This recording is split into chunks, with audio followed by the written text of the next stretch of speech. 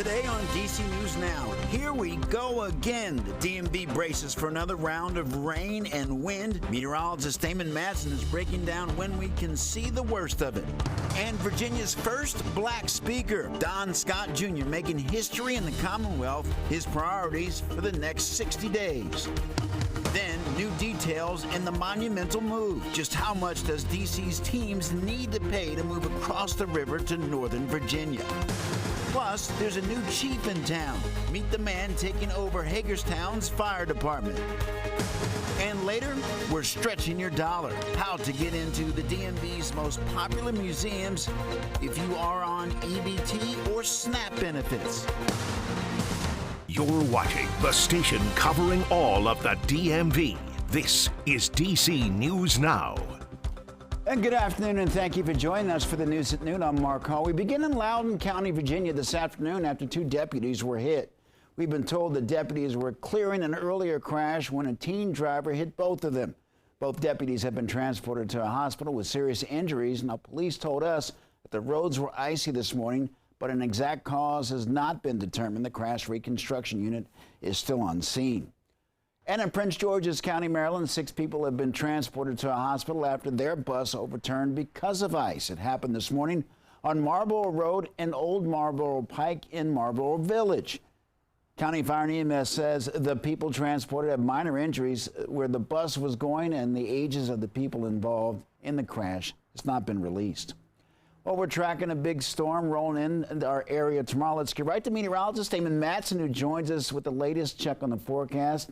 Damon, the sun's shining today, but I guess change is coming tomorrow. Yeah, this active pattern market has not let up for us yet, and that's been the problem, if you will. We see one storm after another. We continue to pile up the issues that we've been experiencing, like flooding and wind damage. But I do have some good news here, folks. All of the flood warnings, the last of those in Montgomery and Loudoun counties earlier this morning, they have been dropped or canceled. So we no longer have any active flood warnings lingering across the area from Tuesday's storm system. Very good news as we do try to get those river and stream levels down just before we get to the next storm system that arrives for the area tomorrow. Now, we also have noticed a drop in our wind speeds. It has never turned totally calm after Tuesday's storm, but we only have steady wind speeds going at around 8 to 12 miles per hour on average across the region.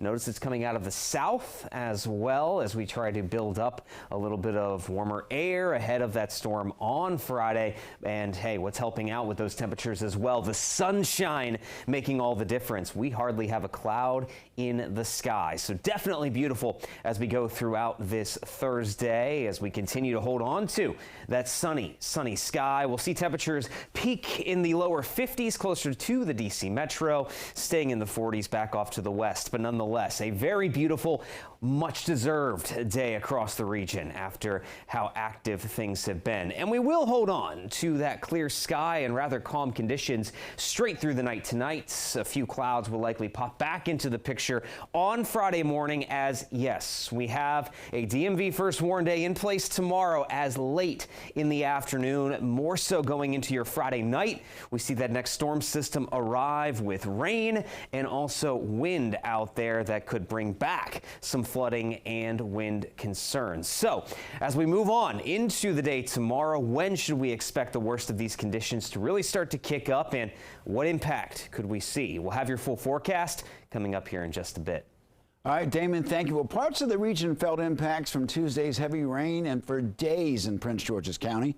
Part of the Water Street in Upper Marlboro remained closed until just before 9 this morning. It took over 24 hours for floodwaters to recede in that area. Meanwhile, the County Department of Public Works is helping residents prepare for the next rain event in 3 locations across the county. Sandbags are being given away for free in Brandywine. Over 500 sandbags have been handed out in the past day. Oh, yes, I needed them. Had a little leak, a little something in my basement, and I found out that they're giving away free sandbags, so I really appreciate it. Comes in handy, so I'm going to put them down so I can be prepared for the next time. Well, each resident can get up to 15 sandbags, and they'll be handed out until 3 this afternoon. Well, more homeowners say that they're taking more action to waterproof their homes. 3 in 4 say they made home improvements for weather concerns. That includes replacing the roof and getting a generator and improving drainage. The poll found the majority of people are concerned about tornadoes. Well, an officer is recovering after being struck in a crash with a carjacking suspect. DC News Now's Liberty Zabala has the story from Alexandria. Alexandria police confirm that the suspect is a juvenile. They say that the crash happened here at the corner of North Quaker Lane and Preston Road. This is where they say that suspect crashed into the police officer's cruiser. The crash happened at around 4:30 this morning. Alexandria police say APD assisted Arlington County Police in a pursuit of a carjacked vehicle. During this pursuit, they say the suspect collided into an Alexandria police cruiser. The suspect was not injured, but taken into custody. Police say that the officer involved in that crash was rushed to the hospital and did sustain minor injuries. For now, in Alexandria, Liberty Zabala, DC News Now.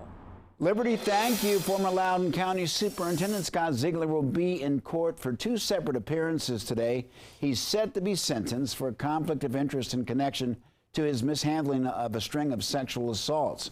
A report by a special grand jury last year found that those assaults were committed within 6 months by the same student in 2 separate schools. Back in September, he was found guilty of using his position to retaliate against an LCPS employee that spoke out about the incidents. He will be sentenced for that at 1 o'clock.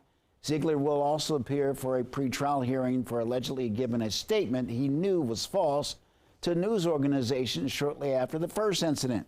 He will have a jury trial for those charges in February.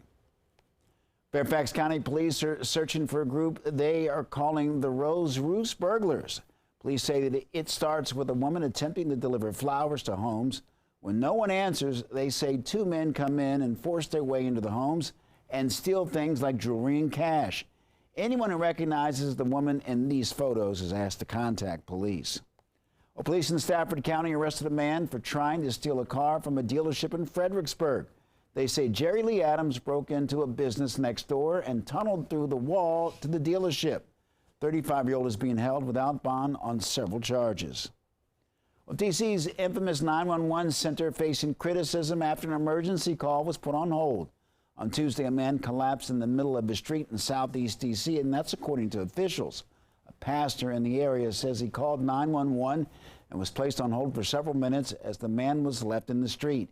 Yesterday, D.C. communications officials said the call was answered in 53 seconds, though this is much longer than the national standard of 15 seconds. What the pastor had with his problem trying to reach 911 is a consistent problem. We've been hearing this for months, and the city really hasn't addressed it in a big way. The mayor hasn't even acknowledged it. Officials say the collapsed man was able to receive treatment. However, the issue with D.C.'s 911 center remains a priority for D.C.'s council. And a D.C. council member is pushing for a new bill addressing crime. The big omnibus legislation by Brooke Pinto is headed to the Judiciary Committee next week. D.C. News Now's Tosin Fakile explains this legislative package. This has to do with Pinto's Secure D.C. bill, which combines several bills and provisions, including Mayor Bowser's Safer, Stronger bill, and all that becomes one bill. Brooke Pinto says this new legislative package will do 3 things: focus on increasing prevention, strengthen accountability, including legal tools to address gun violence, carjacking, and theft, and improve government coordination. So what does that look like? Well, under prevention, here's a couple things it'll do. Reinstate MPD's ability to declare drug-free zones in hotspots of crime. It'll also install blue light technology and cameras in transit stations and develop recommendations to increase treatment and accountability for low-level offenses. So when we talk about strengthening accountability, some of the things it talks about is harsher penalties for some gun-related crimes and shoplifting, while also lowering the threshold for felony offense of retail theft from $1,000 to $500. It'll also expand how carjacking is defined to improve prosecution of those cases. Now, Brooke Pinto is calling for support for this new omnibus legislation. The council must pass and the executive must fund Secure DC. Everyone deserves to feel and be safe in the district. Our residents deserve our immediate action.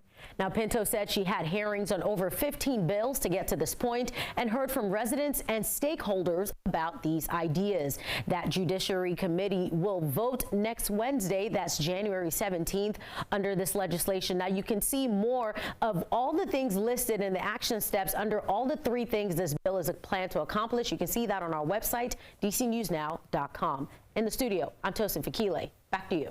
All right, Tosin, thank you. Some new details in the proposed move of the Washington Wizards and Capitals to Alexandria.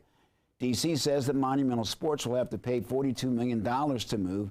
That's to cover $35 million in unpaid bonds to Capital One Arena. The remaining money is for the penalties of paying off the bonds early. That's if Monumental Sports decides to break the lease at Capital One early. If approved, the building will go back to the district. The district must be ready to act quickly based on several possible outcomes. They have an exclusivity requirement that the teams continue to play at Capital One Arena, the Wizards and the Capitals. A statement from Monumental Sports says, quote, the Wizards and Capitals will continue to host their games at Capital One Arena in accordance with the terms of our lease.